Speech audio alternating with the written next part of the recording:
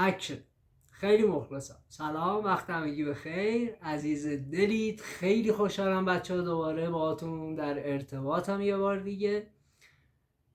والا موضوع عجیب و غریب و اتفاقات خیلی داستاندار کم نبوده توی این چند وقت، این چند روز، توی کلن سینما و موسیقی و تلویزیون و همه جا. ولی فکر کنم یکی از پررنگترین و عجیبترینش برگشتن امیر تتلو به ایرانه. بچه طبق چیزایی که من میدونم، اتفاقاتی که افتاده، دیشب یه کلیپی گذاشتم براتون چون خبرش به هم رسید که یه اتفاقاتی افتاده. خب امیر تتلو به همراه سیاوالتون عزیز اصلا رفتن کاراشونو کردن که برگرده امیر ایران. مدارکشون رو هم دادن به کنسولگری و الان در حال بررسیه که برگرده امیر تتلو ایران. پریشب سیاوالتون یه وکالتنامه ای از امیر تتلو گرفت بابت همین اتفاق که کارا رو اوکی کنه و راستوریست کنه و از پریشب متاسفانه سیاوالتون عزیز که دوست عزیز منه، خیلی خیلی دوستش دارم، خودشم میدونه، از پریشب غیب شده یه دفعه و متاسفانه اصلا از گروه امیر تتلو هم لفت داده، رفت بیرون. اصلا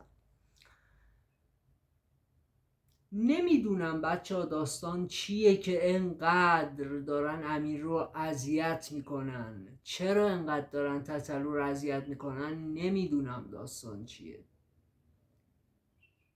اگر این باشه که البته حدسهایی میزنم و قطعا هم همونه، اون دوتا آدم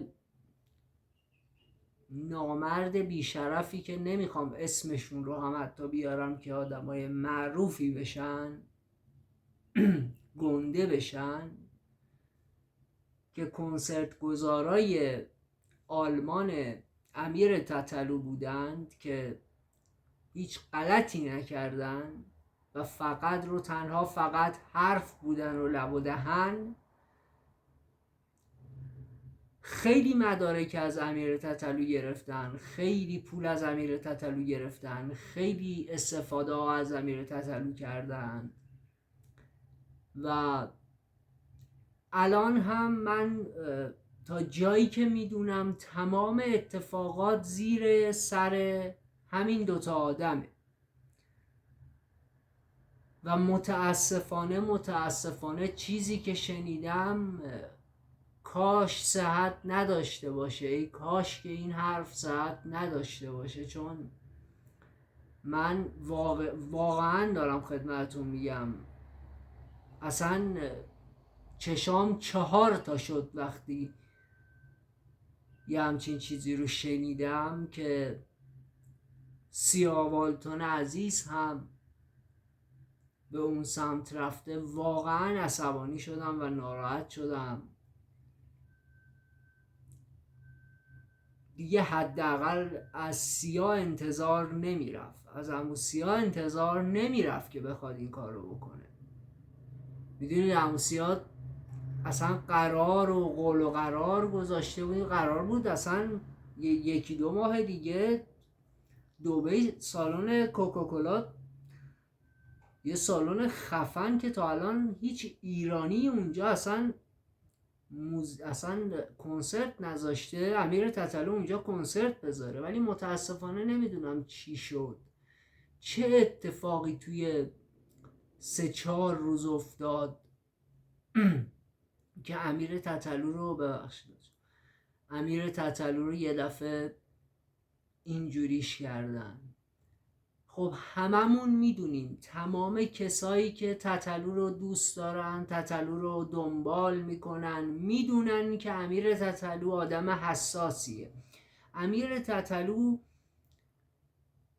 مثل من نیست که شاید اگر یه نفر بیاد تو یه دریوری هم به من بگه من هیچی بهش نگم. امیر تتلو به سرعت واکنش نشون میده نسبت به این قضیه و خب تعجبم نداشت واکنش نشون دادنش واقعا. یعنی من دیشبم خدمتتون گفتم میدونم امیر تتلو با روحیاتش آشنام، میدونم که اون پستی که گذاشته، اون کامیونیتی که گذاشته رو پاک میکنه و یا یه ویرایشش میکنه که همون اتفاقم افتاد، ولی متاسفانه بعدش بدتر شد. یعنی چیزایی نوشته شد که خیلی بدتر شد. من با خود امیر هم صحبت کردم، واقعیت چرا دروغ، با خود امیر هم صحبت کردم با واتساپ. تو شرایط خوبی نیست اصلا الان. خب همونطوری نمیدونم میدونید یا نه، یکی از ویلاهای امیر تتلو خب همه کارهاش و خرج و مخارج و همه داستاناش دست سیا والتونه و یکی از ویلاهای دیگه‌ش هم که خب دست خودش. اصلا امیر تتلو هم آدمی نیستش به هیچ عنوانی که بخواد پول نگه داره تو خونهش، نمیدونم پول پس انداز کنه، نمیدونم از این کارا بکنه. تمام پولای یوتیوب به حساب یه بنده خدای دیگه ای میره که نمیخوام اسمشو بیارم و بعد میرسه به حالا امیر تتلو، اون هم با کلی داستان و کم کردن و اینجوری چیزا. در کل میخوام بهتون بگم الان امیر تتلو شرایط خوبی نداره. بچه نیاین تو رو خدا زیر پستایی که میذاره، زیر ویدیوهایی که میذاره، عکسایی که میذاره نیایید بنویسید که بیایید ایران، بیا ایران، ما نوکرت هم هستیم، برات نمیدونم گل ریزون میکنیم اینجا، نمیدونم میایم اینجا، نمیدونم رو سر میبریمت، نمیدونم با هلیکوپتر میایم میبریمت، اصلا با هواپیما شخصی میاریمت ایران. نه یا این چرت و پرتا رو تو رو خدا نیاد کسی بنویسه زیر پستای امیر تتلو. امیر تتلو میگم ذهنش حساسه. وقتی شما میایید اینا رو مینویسید، وقتی امیر تتلو اینا رو میخونه، امیر تتلو واقعا فکر میکنه همچین اتفاقاتی میفته. ما داریم توی ایران زندگی میکنیم، میدونیم که آخه کی الان امیر تتلو بیاد ایران، به خدا اگر 100 نفر بلنشن برن فرودگاه، همون 100 نفر آدم رو هم میگیرن و میبرن. گفتم من اصلا آدم سیاسی نیستم، اصلا به سیاست کاری ندارم،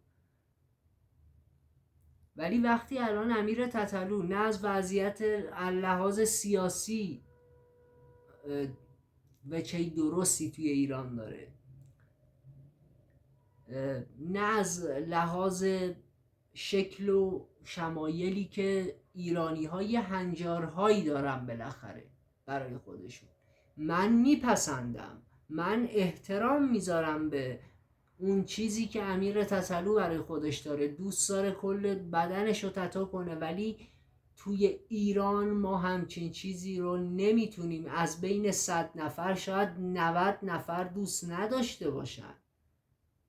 بعد شما میایید زیر پستش مثلا یه 500-600 نفر مینویسید که آره بیا اصلا گل میندازیم گردنت، نمیدونم فلانت میکنه. خب شما که میدونید امیر تتلو وارد فرودگاهشه، توی فرودگاه میگیرنش و میبرنش. اصلا نمیذارن پاش برسه به خاک ایران. همونایی هم که میگن ما میایم دم فرودگاه، نمیدونم ما میایم تو خیابونا فلان میکنیم بیسار میکنیم، همونا رو هم میگیرن میبرن. تعارف که با هم دیگه نداریم که بچه‌ها.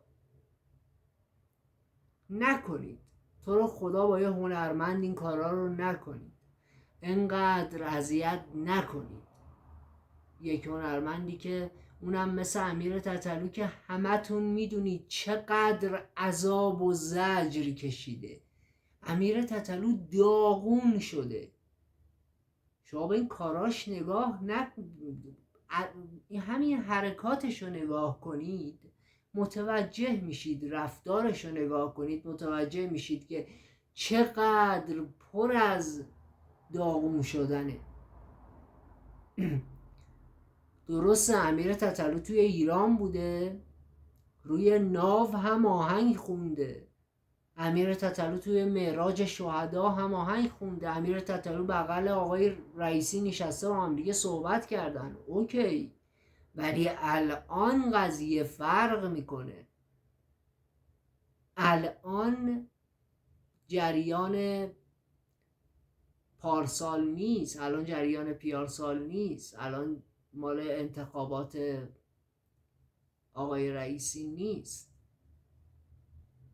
الان ما توی ایران توی بره و شرایطی هستیم که امیر تتلو پاشو بذاره تو ایران میگیرنش، شک نکنید.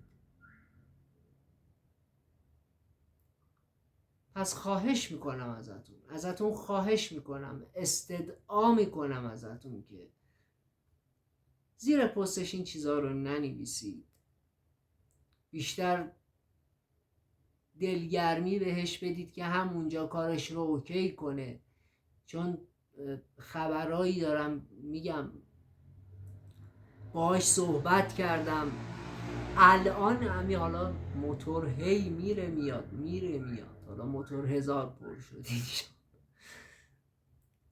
الان امیر تتلو رفته و تمام مدارکش رو داده به کنسولگری و داره تمام کاراشو میکنه